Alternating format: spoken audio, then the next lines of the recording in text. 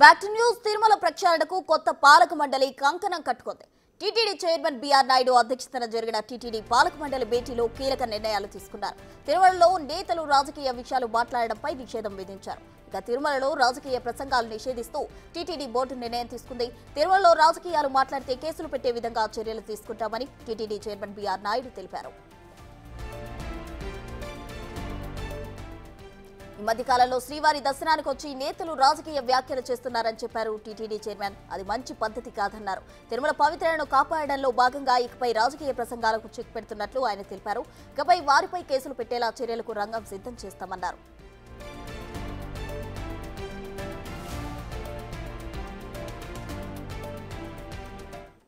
TTD పాలక మండలి భేటీలో కీలక నిర్ణయాలు తీసుకుంది. దీనికి సంబంధించి మరింత సమాచారం మా ప్రతినిధి దామోదర్ అందించేందుకు సిద్ధంగా ఉన్నారు. దామోదర్, ప్రసన్న, నిన్న జరిగిన టీటీడీ నూతన ధర్మకర్తల మండలి సమావేశంలో కీలక నిర్ణయాలు తీసుకున్నారు. ఇందులో అత్యంత కీలకమైనది ఏదంటే తిరుమల ఆలయం ముందు తిరుమలలో ఎవరు రాజకీయ ప్రసంగాలు చేయకూడదు, రాజకీయాలు మాట్లాడరాదు, కేవలం స్వామివారిని తప్ప వేరే విషయాల గురించి మాట్లాడకూడదు.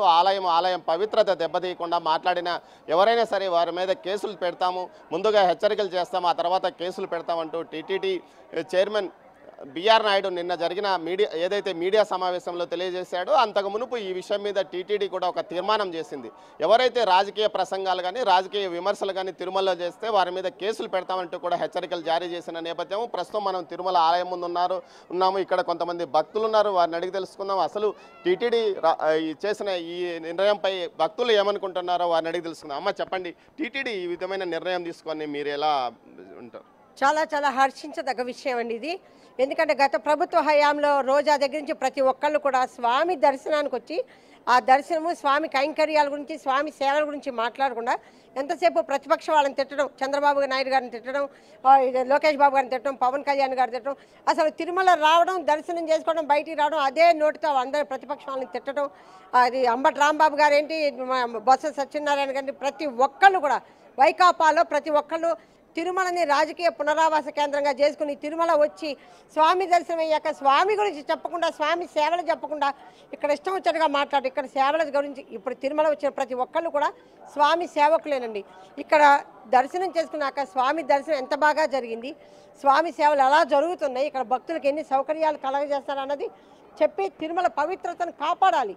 మొన్న కూడా వీళ్ళ జువాది అతను ఎవరు శ్రీనివాస్ అని ఒక అతను ఉన్నాడండి, అతను దుబార శ్రీనివాస్ అన్న అతను, వాళ్ళ మిస్సెస్ అయితే ఆ అమ్మాయి ఎవరో ఒక అమ్మాయి అయితే ఇక్కడ ఫోటోలు కూడా దిగుతుంది. అంటే రోజాకి వీళ్ళందరికీ కూడా ఇది ఒక ఫోటో సెషన్ లాగా తిరుమాడ వీధుల్లో చెప్పులు వేసుకుని ఫోటోలు దిగడం, ఫోటో సెషన్స్ చేయడం, ఇదంతా చేస్తూ ఉంటే వీళ్ళకి అసలు గత ప్రభుత్వ వైకాపా వాళ్ళకి తిరుమల పవిత్రత అంటే నమ్మకం లేదు, స్వామి అంటే నమ్మకం లేదు, తిరుమల పవిత్రతని కాపాడాలనే ఒక ధ్యేయం కానీ ఒక ఇది కానీ లేదండి. ఈరోజు నిజంగా చెబుతున్నాము, అది కరెక్ట్. తిరుమల వచ్చిన వాళ్ళందరూ కూడా స్వామి దర్శనం చేసుకోండి, స్వామి గురించి చెప్పండి, స్వామి సేవల గురించి చెప్పండి. ఇక్కడ ఎంత బాగా దర్శనం జరుగుతుందో, స్వామి సేవలు ఎంత బాగా జరుగుతున్నాయో, ఏర్పాట్లు ఎంత బాగున్నాయో చెప్తే చాలా బాగుంది. చెప్పండి, రాజకీయాలు మాట్లాడడం నిషేధించడం సబబే అంటారా? చాలా ఉత్తమమైన నిర్ణయం అనేది, హర్షించదగ్గ నిర్ణయం. ఇక్కడికి వచ్చి రాజకీయాలు మాట్లాడటం, ఈ పవిత్రతని అపవిత్రత చేయటం, ఈ స్థలాన్ని మంచి కార్యక్రమం కాదు అది. ఇక్కడికి వచ్చి రాజకీయాలు మాట్లాడటం స్వామివారి యొక్క పవిత్రతని నిష్కళంకంగా ఉంచే విధంగా ఇక్కడ ప్రవర్తించాలి. కానీ ఇటువంటి రాజకీయాలు ఇక్కడ మాట్లాడి నోటుకొచ్చినట్టు కాకుండా నోటు అదుపులో పెట్టుకుని మాట్లాడి ఉంటే స్వామివారి యొక్క ఆశీస్సులు వారికి కూడా ఉంటాయి. చక్కగా నిర్ణయం తీసుకున్నారు మండలి వారు, అధ్యక్షుల వారు బీఆర్ నాయుడు గారు. ఇంకా దీనికి భక్తులకి అసౌకర్యం కలగకుండా సౌకర్యంగా ఏ విధంగా అభివృద్ధి చేయాలనే దాని మీద దృష్టి పెడితే బాగుంటుందని మా ఆలోచన. సార్, మీరు చెప్పండి, నిన్న టీటీడీ తీసుకున్న నిర్ణయాన్ని మీరు హర్షిస్తున్నారా? Definitely sir, because people are coming from every corner of the city now. Okay, all India నుంచి వస్తున్నారు. ఇక్కడ రావడం అంటే ద భక్తి. Okay, there should not be any political agenda or anything, no VIP, nothing. That culture should not be there. So people should come for darshan. So we are all below God, not above God. That should be there. I think I agree with whatever decision government has taken.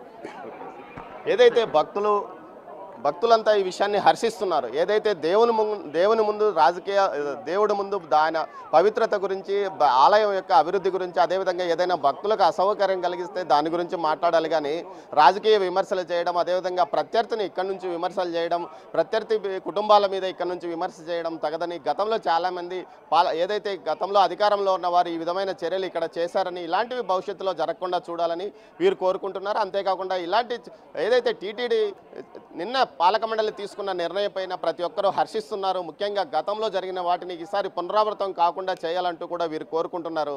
Prasanna. Right Damodar, thank you.